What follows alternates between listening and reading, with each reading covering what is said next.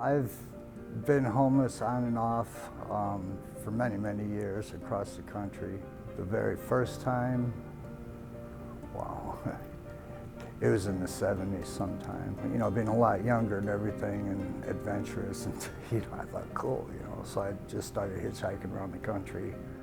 Initially, when I first met him, I believe that he was looking for employment opportunities, if I remember correctly. That's one thing about Ken, he's always willing and wanting to work.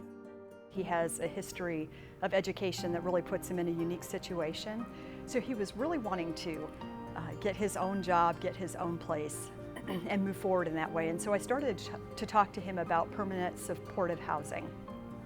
That is through the continuum of care. And so I talked to him about that process and what that looked like. You know, this time around, motivation was somehow or another, I was able to actually feel the pain. The woman I was in love with, I remember she was missing in action one time, and I tracked her down at Methodist Hospital, and she was on life support from a mixture of her prescription drugs and the alcohol.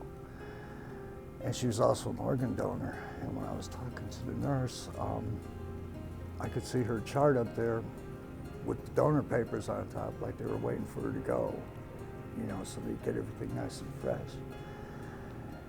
And somehow I connected with that and thought, how many times has that been me? That just did something to me. It just twisted me, and it brought up that desire to do the best I can from here on out with the rest of the time that I have left. Ken and I met in a rehab home back in 2002. And since then, we've both been in and out of homelessness and stayed friends all these years. I don't know anybody with his drive and determination. And because he strives to want to pay it forward.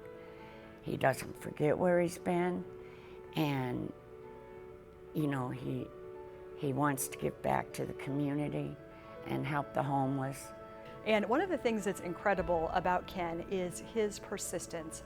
I really cannot think of one other person that I've worked with who continues to rise like a phoenix from the flames. He looks at every challenge and obstacle as an opportunity to learn and to grow. From my experience in my own recovery from homelessness and other things, service is very critical to reach out and to try to help someone else. In doing so, I end up helping myself. In my opinion, Ken and I have always been colleagues. He's my peer.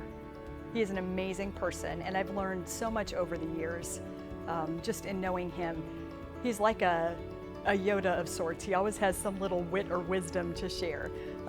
But I think that serving together on this engagement center board has been a great opportunity because we get to function in a practical way as peers. And it's great to see him take his experience and invest in something that is going to make such a huge impact in our city. I want to say I'm very, very proud of you, Ken, and I love you. Congratulations, Ken. I've had the privilege to get to know you through our service on the Reuben Engagement Center Advisory Board. I can't imagine anybody who deserves this award more than you. You're an inspiration to us all, Ken. He would never seek something like this or desire something like this is why I think it's wonderful to recognize and celebrate someone like him. His life